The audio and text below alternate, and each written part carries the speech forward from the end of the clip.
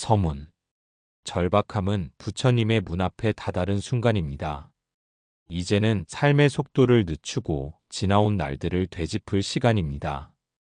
그러나 어떤 날은 그 되짚음이 후회로 다가오고 어떤 시간은 너무 무거워 걸음을 멈추게도 합니다. 60세 이후의 삶은 단지 노년의 문턱이 아니라 깊은 깨달음의 문턱이기도 합니다. 많은 이들이 말합니다. 이제는 늦은 것이 아니냐고. 이 나이에 뭘 새롭게 시작하겠느냐고. 그러나 부처님께서는 말씀하셨습니다. 사람이 태어나는 것도 늦은 것이 없고 깨닫는 것도 때가 없다 하셨습니다. 절박하다는 그 감정 자체가 곧 수행의 문 앞에 다다랐다는 뜻입니다. 절박함은 나를 무너뜨리는 것이 아니라 나를 내려놓게 만드는 자비로운 방편입니다. 삶이 나를 무겁게 할수록 그 무게를 놓아야 할 때가 가까워졌다는 뜻입니다. 우리는 그동안 삶을 움켜쥐느라 너무 오래 손을 조여왔습니다. 이제는 그 손을 펴고 마음을 내려놓을 때입니다. 부처님께서는 이렇게 말씀하셨습니다. 모든 존재는 고통 속에 있고 그 고통의 원인은 집착에 있다 하셨습니다. 삶이 절박하다는 것은 내가 놓지 못한 것이 아직 남아있다는 뜻입니다. 그 놓지 못한 것을 하나씩 바라보고 내려놓는 것. 그것이 바로 수행입니다. 젊을 때는 남을 이기기 위해 살아가고 중년에는 나를 지키기 위해 살아갑니다. 그리고 노년에 들어서면 비로소 내려놓는 법을 배워야 합니다. 그러므로 이 시기는 가장 중요한 인생의 전환점입니다. 삶의 모든 무게를 짊어진 이 시점이야말로 부처님께서 가장 가까이 계시는 자리입니다. 절박함은 나를 다그치는 힘이 아니라 이제는 멈추고 바라보라는 부처님의 신호입니다. 삶은 여전히 흘러가고 있고 이 흐름은 단 한순간도 나를 버린 적이 없습니다. 지금 이 순간 숨을 쉬고 있다는 사실만으로도 우리는 여전히 수행의 길 위에 있습니다. 이제는 세상의 말보다 내 안의 침묵을 더 귀 기울여야 할 때입니다. 많은 것을 이루지 못했더라도 괜찮습니다. 잃은 것이 많더라도 괜찮습니다. 부처님께서도 모든 괴로움은 사라질 수 있다고 하셨습니다. 그 사라짐은 바깥이 아니라 내 안에서 시작됩니다. 절박한 마음 그 자체가 이미 수행입니다. 고통 속에서도 위로를 찾고자 하는 그 마음이 바로 부처님의 문을 두드리는 손입니다. 이제 조용히 마음을 앉히고 부처님의 말씀에 귀를 기울일 때입니다. 당신이 어디에 있든 어떤 시간을 지나고 있든 이 법문이 당신의 삶에 조용한 등불 하나 되어드릴 수 있기를 바랍니다. 1편. 나이 들수록 후회 말고 바라보는 힘을 기르십시오. 인생은 늘 그렇습니다. 젊을 때는 앞만 보고 달리고 나이가 들면 뒤만 돌아보게 됩니다. 지나간 말 한마디, 선택 하나, 그때 그 사람과의 인연까지도 마음을 붙잡고 놓아주지 않습니다. 이제는 늦었다는 생각, 후회뿐이라는 한숨이 마음 깊은 곳에서 올라옵니다. 그래서 60세 이후의 인생이란 몸보다 마음이 더 무거워지는 시기입니다. 부처님께서는 이미 지나간 것에 집착하지 말라고 말씀하셨습니다. 지나간 인연은 연기로 이어졌고 지금은 또 다른 인연이 만들어지는 찰나입니다. 후회란 다 타버린 불씨를 붙잡고 손을 대는 것입니다. 이미 지나간 그 일이 나를 만든 것이 아니라 지금 이 순간 내가 어떻게 그것을 바라보는가가 내 삶을 다시 만들어갑니다. 어떤 노스님은 말년에 자신이 지은 죄업과 실수를 참회하며 긴 세월을 눈물로 보내셨습니다. 하지만 어느 날 참회보다 바라보는 힘이 더 중요하다는 걸 깨달았다고 하셨습니다. 이제는 참회하지 않습니다. 다만 내가 지나온 시간을 있는 그대로 바라보고 이 순간을 새롭게 쓰고 있습니다. 그 말씀이 마음에 깊이 남습니다. 후회는 과거에 머무는 마음입니다. 바라봄은 지금 이 순간에 깨어있는 마음입니다. 부처님께서는 제자들에게 이렇게 말씀하셨습니다. 과거의 일은 다만 지나갔을 뿐이다. 미래의 일은 아직 오지 않았다. 현재의 이 마음을 바르게 가지면 그것이 곧 도의 길이다. 이 말씀처럼 우리는 오늘 하루를 놓치고 후회에 젖어 살아가고 있지는 않은지 돌아볼 일입니다. 한 거사는 70이 넘은 나이에 스님에게 물었습니다. 이 나이에 무슨 수행입니까? 인생이 다 지나갔습니다. 그때 스님은 미소 지으며 이렇게 답하셨습니다. 오늘 당신이 숨을 쉬고 있다면 그 숨 한 번이 수행의 시작입니다. 나이로 수행이 늦은 적은 없습니다. 그 말에 그는 오랫동안 묵혀뒀던 자신을 비로소 마주했다고 합니다. 60세 이후의 삶은 버려진 인생이 아닙니다. 오히려 정리되고 본질만 남는 시기입니다. 더 이상 남의 시선을 신경 쓸 이유도 없고 허영을 붙잡고 살 이유도 없습니다. 있는 그대로 지금의 자신을 바라보는 것이 가장 진실한 수행입니다. 그렇게 바라보는 힘이 생기면 후회는 사라지고 평온이 자리 잡습니다. 바라보는 힘은 단순히 눈으로 보는 것이 아닙니다. 마음으로 보는 것입니다. 후회하지 않고 억지로 긍정하지도 않으며 지금 이 순간의 나를 그저 있는 그대로 인정하는 눈. 그것이 수행의 눈입니다. 부처님은 우리 모두에게 그 눈을 가지라고 하셨습니다. 누가 되지 않기 위해 애쓸 필요도 없습니다. 지금의 내가 바로 수행의 주체입니다. 그러니 이제는 후회의 자리에 지혜를 놓으십시오. 후회의 말보다 이제부터의 말을 꺼내십시오. 바라보는 힘은 과거를 지우는 힘이 아니라 과거를 새로운 시선으로 받아들이는 힘입니다. 그렇게 바라볼 수 있을 때 절박한 삶은 조금씩 부드러워지고 그 속에서 다시 걸을 수 있는 길이 보입니다. 절박한 순간은 뒤늦은 시작이 아닙니다. 오히려 진짜 시작입니다. 후회하지 말고 지금을 바라보십시오. 그것이 부처님께서 말씀하신 바른 마음의 출발점입니다. 2편. 고통은 업이 아닌 기회로 바꾸는 마음에서 시작됩니다. 고통 없는 삶은 없습니다. 이 세상에 태어났다는 것 자체가 이미 괴로움의 바다 위에 있다는 의미입니다. 부처님께서는 인생의 본질을 고라 말씀하셨습니다. 태어나는 것도 괴로움이고 늙는 것도 괴로움이며 병드는 것도 괴로움이고 죽는 것도 괴로움입니다. 원하는 것을 얻지 못하는 것도 괴로움이며 원치 않는 것을 만나야 하는 것도 괴로움입니다. 이처럼 괴로움은 삶의 일부가 아니라 삶 그 자체라 할 수 있습니다. 그렇다면 왜 우리는 괴로움을 느낄까요? 무엇이 우리를 고통스럽게 만들까요? 부처님께서는 외부의 조건이 아니라 우리의 마음이 고통의 뿌리라고 말씀하셨습니다. 마음이 바라는 것과 현실이 달라서 괴로운 것이며 마음이 쥐고 있는 집착이 놓이지 않아서 괴로운 것입니다. 즉 괴로움은 업이 만들어낸 결과이기도 하지만 그 업을 어떻게 받아들이느냐는 오롯이 마음에 달려 있습니다. 누군가는 고통 앞에 무너지고 누군가는 고통 속에서 일어납니다.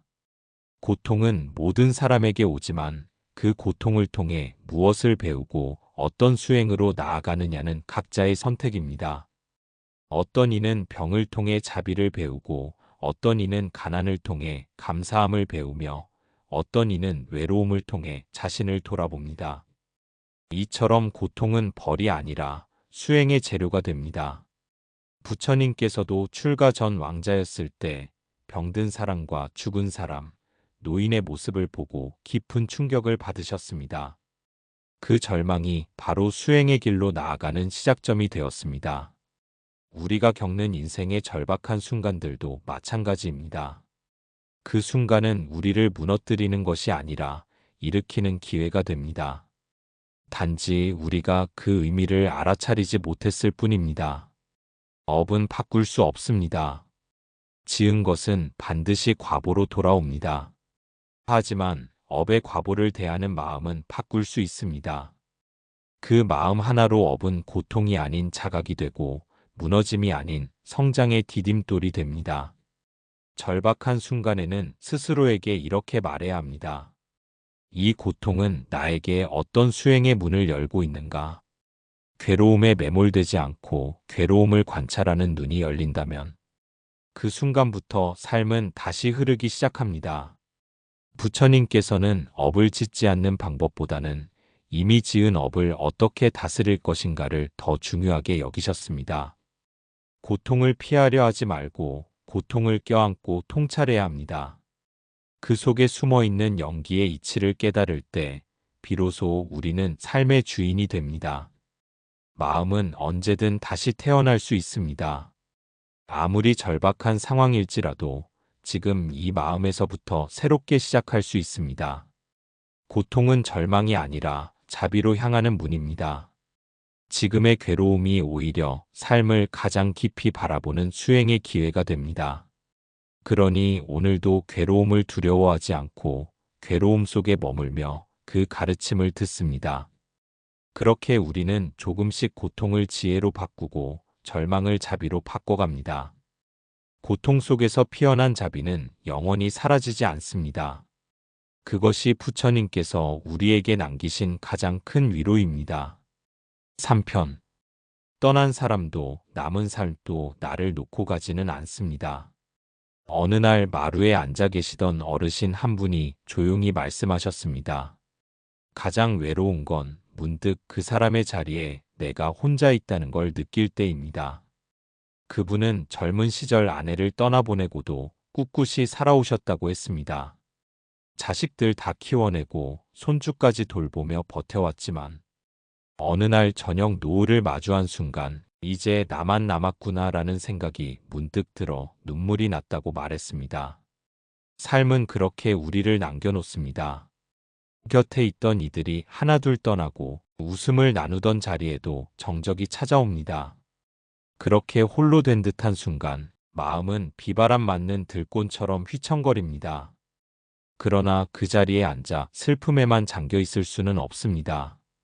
왜냐하면 떠난 이도 남겨진 나도 결코 서로를 놓고 가지 않기 때문입니다.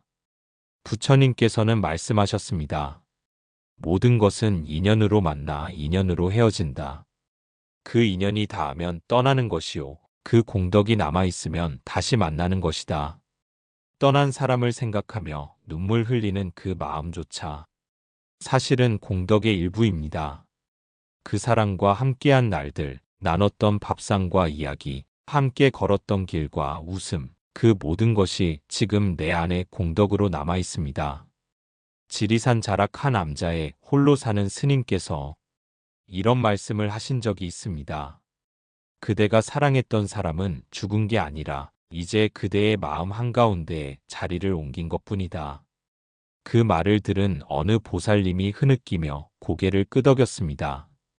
그분은 남편을 갑작스럽게 보내고 몇 해를 병처럼 살았다고 했습니다. 아무도 없는 방에서 혼자 말하듯 당신이 없으니 밥맛도 없어라며 몇 끼를 눈물로 넘겼다고 했습니다. 그렇게 사는 게 아니었답니다. 그러던 어느 날 우연히 들른 절에서 스님의 법문을 듣게 되었다고 합니다. 당신이 남긴 인연으로 내가 여기에 있구나. 당신이 남긴 사랑으로 내가 오늘도 밥을 먹고 숨을 쉬는구나.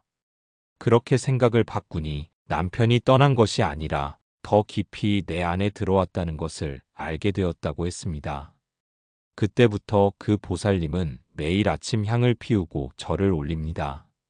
그리고 말합니다. 여보, 나 오늘도 잘 살아볼게. 당신이 기뻐할 만큼 살아볼게. 이것이 바로 살아있는 자의 공양입니다. 부처님께서는 부모님이나 스승을 떠나보낸 제자들에게 그 이름을 부르며 공덕을 회양하라 하셨습니다. 그렇게 남긴 이는 부처님의 길을 걷고 떠난 이는 그 공덕을 받아 다시 평온한 삶으로 나아갑니다. 남겨진 삶도 나를 놓고 가지 않습니다. 절망에 빠졌다고 해서 삶이 나를 버리는 법은 없습니다. 몸은 늙고 마음은 지치지만 그 안에도 자비는 여전히 흐르고 있습니다. 물러난 자리엔 다른 의미가 들어오고 잃은 자리에선 또 다른 삶의 씨앗이 자라납니다. 그것이 바로 인연의 순환이며 공덕의 되풀이입니다. 60세를 넘긴 삶이 흔들릴 때 떠난 사람을 붙잡기보다 그 사람을 위해 기도하고 그 사람의 삶을 기억하며 지금의 나를 단단히 일으키는 것이 진짜 수행입니다. 사랑하는 사람은 떠난 것이 아니라 그 모습이 바뀌어 내 삶으로 들어온 것입니다. 그 사람의 따뜻한 말 한마디가 지금의 내 자비로 바뀌고 그 사람의 미소가 내 인내의 뿌리가 됩니다. 떠난 사람도 남은 삶도 결국 나를 떠나지 않았습니다. 모두 내 안에 머물러 있습니다. 지금 내가 숨 쉬는 이 순간에도 그 인연은 함께 걷고 있습니다. 4편. 병든 몸보다 아픈 마음을 먼저 다스리십시오. 어느 날 갑자기 몸이 말을 듣지 않기 시작합니다. 걸음은 느려지고 눈은 침침해지고 어깨는 자주 굳어 있습니다. 예전처럼 툭툭 털고 일어나던 기운이 사라지고 나면 마음도 어느샌가 움츠러듭니다. 60세 이후의 삶에서 가장 크게 찾아오는 고통은 몸의 병보다 마음의 상실감입니다. 이제 나도 쓸모가 없어진 것 아닐까. 남들에게 폐를 끼치기만 할 뿐이다. 이런 생각이 자주 마음을 흔듭니다. 부처님께서는 말씀하셨습니다. 몸은 병들 수 있으나 마음은 병들게 하지 말라. 이 한마디 속에 우리가 지녀야 할 수행의 자세가 들어 있습니다. 부처님의 제자 가운데 기원정사에서 말년을 보낸 어느 노승은 늘 앓고 있는 몸으로도 주변 제자들에게 법을 설하셨습니다. 허리는 굽었고 다리는 불편했지만 그 마음은 누구보다 밝았습니다. 병든 몸은 내가 아니고 내가 짊어진 인연일 뿐이다. 이렇게 말씀하셨습니다. 몸이 병들면 불편합니다.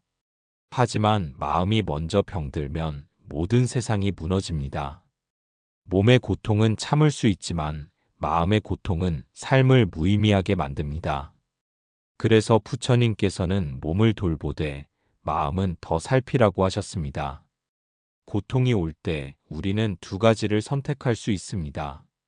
하나는 끊임없이 몸의 고통에만 집착하는 삶이고 다른 하나는 그 고통을 자비의 눈으로 바라보며 다스리는 수행입니다. 자신의 병을 자책하지 마십시오. 병은 업장이기도 하고 나이 들매의 자연스러운 현상이기도 합니다. 오히려 병든 몸 덕분에 자신을 바라보는 법을 배우게 됩니다. 오래 앓는 몸이 주는 인내심, 스스로를 돌보는 습관, 남의 고통을 이해하는 공감심. 이 모든 것이 병 속에서 피어납니다. 한 노보살님은 오랜 세월 지병으로 고생하면서도 하루도 빠짐없이 연부를 했습니다. 내가 이 병을 통해 연부를 놓지 않게 되었으니 이 또한 복입니다. 이 말에 함께하던 이들이 모두 고개를 숙였습니다. 몸의 병은 우리를 겸손하게 만듭니다. 예전엔 쉽게 넘겼던 감사의 말, 평범했던 하루, 마주 앉아 대화할 수 있는 이 모든 것이 새롭게 다가옵니다. 몸이 느려지면 마음은 더 깊어질 수 있습니다. 육신이 무너지면 마음이 더 선명해질 수 있습니다. 그래서 부처님께서는 말씀하십니다. 모든 고통은 괴로움이 아닌 깨달음의 문이 된다. 이 말씀을 품고 살아간다면 병든 몸이 수행의 터전이 됩니다. 지금 당신이 겪고 있는 고통은 무의미하지 않습니다. 그 고통은 마음의 힘을 단단히 세우는 기회가 됩니다. 몸은 잠시 머무는 집일 뿐입니다. 진짜 나를 돌보는 일은 바로 마음을 자비로 지키는 것입니다. 병이 들었다고 절망하지 마세요. 오히려 지금이야말로 부처님의 말씀을 가장 가까이 품을 수 있는 순간입니다. 아픈 몸을 원망하는 대신 그 몸을 돌보는 자비심을 키우는 삶. 그것이 수행자의 걸음입니다. 이제는 몸을 바라보되 마음을 먼저 다스리십시오. 몸은 언젠가 떠나가지만 마음의 법은 당신과 함께합니다. 5편. 삶이 무너질 때는 지금 여기에 있음을 수행하십시오. 삶은 예측할 수 없는 파도와 같습니다. 오랜 시간 쌓아온 일들이 하루아침에 무너지고 가족과의 관계도 틀어지는 순간이 찾아옵니다. 어떤 이는 갑작스러운 건강 악화로, 또 다른 이는 재정적인 어려움으로 절박함을 경험합니다. 그 절박함은 온몸을 짓누르며 마음 깊은 곳까지 무겁게 드리워집니다. 이럴 때 우리는 흔히 과거에 집착하거나 미래에 대한 두려움으로 마음이 흔들립니다. 왜 나는 이런 상황에 놓였을까? 앞으로 어떻게 살아야 할까? 이런 생각들이 끝없이 반복되면서 고통은 점점 더 커집니다. 부처님께서는 우리에게 지금 이 순간에 머무르는 수행을 가르치셨습니다. 과거는 이미 지나갔고 미래는 아직 오지 않았습니다. 오직 지금 이 순간만이 우리에게 진정한 삶의 자리임을 일깨워 주셨습니다. 예를 들어 어느 날 갑자기 직장을 잃은 한 어르신의 이야기를 생각해 봅시다. 그는 처음엔 미래에 대한 두려움과 실패에 대한 후회로 마음이 복잡했습니다. 그러나 부처님의 가르침을 따라 지금 여기에 집중하는 연습을 시작했습니다. 숨결 하나하나, 발걸음 하나하나에 마음을 모으자 불안과 두려움은 점차 가라앉기 시작했습니다. 그는 비로소 무너진 삶 속에서도 작은 희망을 발견하며 다시 새로운 길을 걸을 힘을 얻었습니다. 부처님께서는 모든 것은 끊임없이 변화하며 집착하는 마음이 괴로움의 근원이라고 하셨습니다. 삶이 무너질 때 마음도 함께 무너지지 않도록 지금 여기에 머무르는 것은 중요합니다. 흐르는 강물처럼 지나간 고통을 붙잡지 않고 다가올 걱정에 휘둘리지 않으며 지금 이 순간에 머무르는 지혜를 닦아야 합니다. 숨쉬는 순간순간에 집중하는 수행은 마음을 안정시키고 무너진 삶을 다시 세우는 힘이 됩니다. 이 수행은 고통을 회피하는 것이 아니라 고통과 함께 있으면서도 평화를 찾는 길입니다. 삶이 흔들릴 때 그 흔들림을 있는 그대로 바라보는 용기가 곧 수행의 시작입니다. 부처님의 이 가르침을 기억하며 절망의 순간에도 지금 여기 있음에 집중하는 힘을 길러나가십시오. 그 힘은 다시 삶을 일으키는 가장 강한 뿌리가 됩니다. 삶이 무너질 때 지금 이 순간에 머무르는 법을 배우는 수행자에게 부처님은 항상 함께 계십니다. 6편. 세상이 무너져도 한 줄의 말씀이 나를 지켜줍니다. 삶의 바닥을 치는 순간이 있습니다. 오랫동안 쌓아 올린 모든 것이 한순간에 무너져 내리는 느낌을 받을 때가 있습니다. 그때 마음은 깊은 어둠 속에 갇히고 홀로 남겨진 듯한 고독과 외로움이 밀려옵니다. 주변에 아무도 없고 누구에게도 기대기 어려운 그 순간에 마음을 지켜주는 것이 필요합니다. 부처님께서는 그런 절망의 순간에도 마음을 붙드는 한 줄의 말씀을 전하셨습니다. 말씀은 소리가 아니라 내면의 어둠을 밝히는 등불입니다. 진언과 연불은 단순한 주문이 아니라 마음의 평화를 심는 깊은 수행입니다. 옛날 한 노승은 병든 몸으로 하루하루를 보내며 삶의 무상함을 체험했습니다. 육신은 고통에 시달렸지만 그는 부처님의 말씀을 되새기며 마음의 중심을 잡았습니다. 모든 것은 인연 따라 오고 가는 법이다라는 말씀은 그의 흔들리는 마음의 닻을 내렸고 불안과 두려움 대신 고요한 평화를 품게 만들었습니다. 그 노승은 마지막 순간까지 고요하게 앉아 있었다는 이야기가 전해집니다. 말씀의 힘은 말로 다 표현할 수 없을 만큼 깊고 강합니다. 세상이 무너지고 모든 것이 사라진다 해도 부처님의 진언 한 줄은 마음을 굳건히 지켜줍니다. 그 말씀은 우리를 다시 일으키는 기둥이 되고 새로운 시작의 밑거름이 됩니다. 절망이 깊을수록 말씀의 울림은 커집니다. 변화무쌍한 세상에서 변하지 않는 진리의 뿌리를 만나는 것과 같습니다. 말씀은 듣기만 하는 소리가 아니라 마음으로 직접 경험하고 깨닫는 진리입니다. 수행자들은 매일 진언과 연불을 되새기며 마음의 잡음을 잠재웁니다. 외부의 혼란 속에서도 중심을 잃지 않고 평화를 지키는 법을 배웁니다. 말씀은 그들에게 흔들리지 않는 기둥이며 세상이 무너져도 흔들리지 않는 등대입니다. 모든 사람이 인생의 절박한 순간을 맞이하지만 부처님의 말씀 한 줄은 누구에게나 가장 큰 보물이 됩니다. 삶의 무게가 견디기 힘들 때 그 말씀이 마음속 깊은 울림으로 다가와 다시 일어서게 합니다. 설령 삶의 길이 끝난 것 같고 아무것도 남지 않은 것 같아도 마음의 길은 아직 남아 있습니다. 말씀은 그 길을 환히 비추는 등불이 되어 어둠 속에서도 길을 잃지 않도록 도와줍니다.